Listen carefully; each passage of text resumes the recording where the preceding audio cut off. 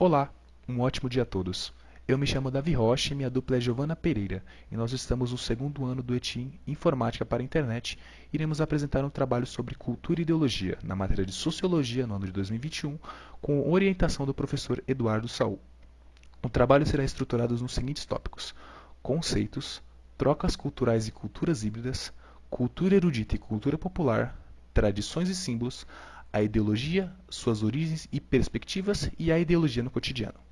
Bem, vamos começar falando dos conceitos. O que significa o termo cultura? Esse conceito é muito amplo, porque ele junta todas as características de um grupo, como por exemplo o seu idioma e seus modos de vestir. Mas e a ideologia?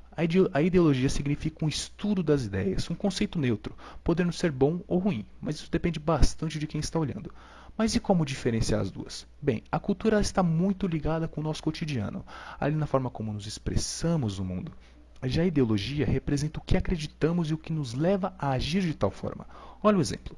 Uma pessoa religiosa vai levar toda a sua vida baseada nas ideologias de suas crenças, como não comer certos alimentos e precisar realizar rituais específicos. Um outro ponto para diferenciar é saber que é impossível saber quem criou tais hábitos. Até parece que eles simplesmente surgem do nada. E é exatamente isso.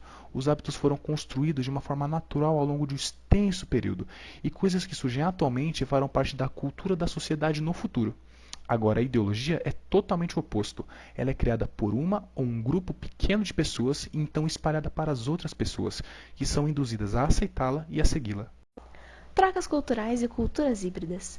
Agora, a implementação de misturas de culturas é um processo que não acontece rápido.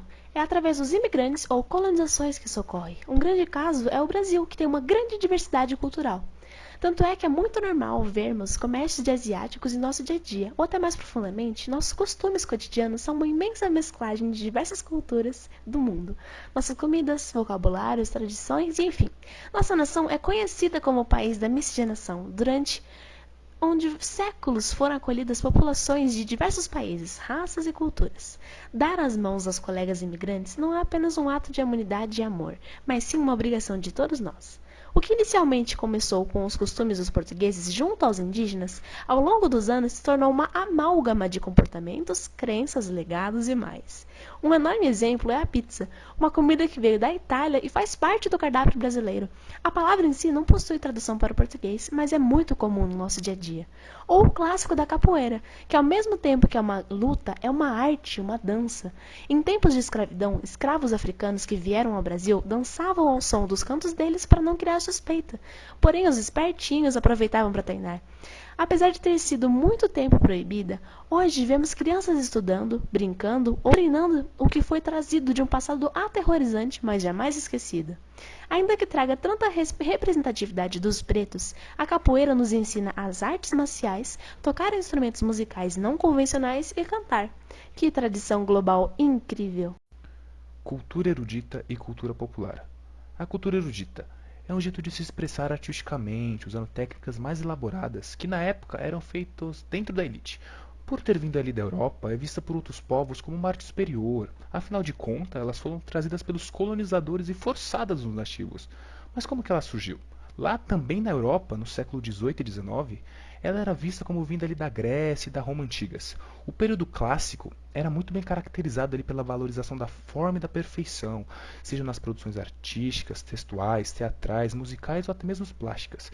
Quando pensamos em músicas clássicas, logo surgem na nossa mente instrumentos como piano, violino, que são usados justamente para executar peças de compositores eruditos, como Mozart e Bach. E na pintura, nós temos a Mona Lisa. Na literatura, nós temos Dom Casmurro.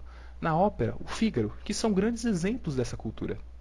Agora, a cultura popular, que também para os europeus era considerada uma arte bruta, uma arte primitiva, e não possuía muita técnica para ser executada. Mas na verdade, essa arte ela revela as raízes de um povo. Ela atua como uma forma de representar as características da identidade deles.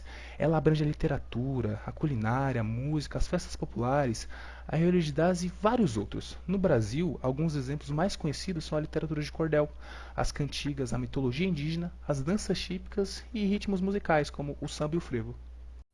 Tradições e símbolos. As tradições vêm da cultura. São atitudes que passam de geração em geração, como superstições ou fatos, ou também a bandeira e o hino de uma nação, que são a maior representação de um país. Por exemplo, o folclore é uma tradição que começou com as obras de Johann von Heder e os irmãos Grimm, que se espalharam pelo mundo. Suas características se baseiam em uma origem espontânea e anônima, transmitida oralmente e deve ser popular na cultura do povo. E apesar de existir no mundo todo, no Brasil conhecemos diversos personagens baseados em danças, festas, lendas, jogos de origem europeia, indígena e africana. E são eles os símbolos do nosso país: o Saci Pererê, a Iara, o Boto, o Curupira, entre outros. Outros grandes símbolos mundiais são as Sete Maravilhas do mundo moderno, monumentos antigos com arquiteturas deslumbrantes com histórias absurdas. Por exemplo, o Coliseu de Roma, que é um lugar maravilhoso em que aconteciam guerras, que eram simplesmente para o entretenimento da população. E, incrivelmente, a estrutura, apesar de danificada, existe até atualmente. Já o Cristo Redentor, ele deu certo por causa que os brasileiros fizeram uma super arrecadação que custou 9 milhões e meio, mais ou menos, e está de pé até atualmente, sempre recebendo as visitas do mundo todo. A ideologia, suas origens e perspectivas. Agora, qual que é a origem da ideologia, hein? No século XVIII, um cara chamado Destutt de Tracy acreditava que a ideologia era uma ciência das ideias, seriam fenômenos naturais que resultam do modo de como o ser humano interage com a natureza, e viu que a percepção, a memória, a vontade e a razão eram essenciais para esse processo. E como nós dissemos lá no comecinho, a ideologia é uma ideia neutra e depende muito de quem está vendo decidir se ela é boa ou ruim.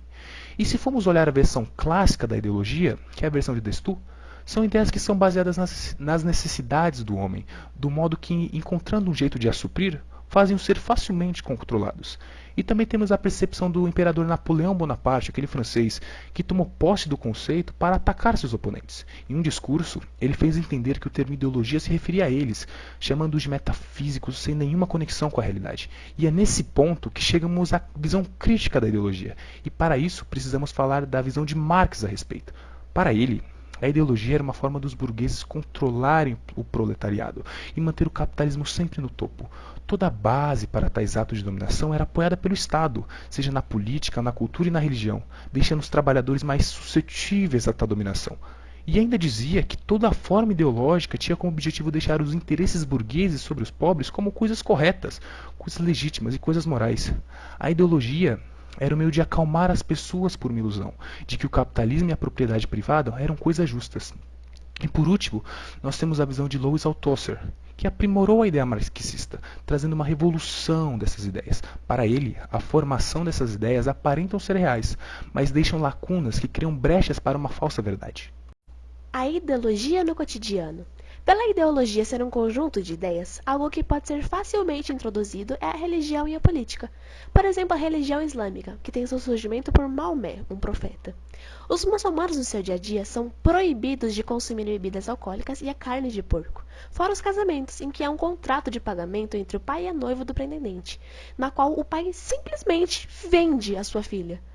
As mulheres ainda lidam com restrições para determinar o seu estado civil, estudar e trabalhar, porque elas devem obediência aos homens e podem ser agredidas de acordo com a ideologia e são obrigadas a se vestirem com modéstia, as burcas, E os costumes deles são 5 orações diárias, ser generoso e fazer caridade, ir a Meca ao menos uma vez na vida se tiver condição e jejuar durante o Ramadã, que é um mês específico deles. E a nível de curiosidade, o islamismo é atualmente a segunda maior religião do mundo, contando com aproximadamente 23% da população global. Já na política, as extremidades nunca resultam em coisas boas. A extrema-direita é considerada exageradamente conservadora, preconceituosa e se baseia na crença e na ameaça que esse grupo irá ou já esteja sofrendo por parte de outros grupos diferentes. Um clássico é o KKK, Ku Klux Klan, que foi um grupo terrorista criado para promover os ideais do supremacismo branco, ideias racistas que promovem a segregação e o ódio contra negros, que foi responsável por cometer atos violentos. A outra extremidade esquerda faz parte do movimento operário socialista de direitos, o que torna a pessoa capaz de atingir níveis críticos, como o Grupo de Brigadas Vermelhas, uma organização política terrorista que cometeu sequestros e atentados, além de matarem um ministro cristão. Como vemos, é através das ideologias que as pessoas se submetem a condições. Extremidades nunca são boas, e pelo simples fato de que nem tudo está completamente certo. Muito obrigada por ter assistido. Espero que tenha entendido o que nós explicamos. Fiquem com as referências. Beijos!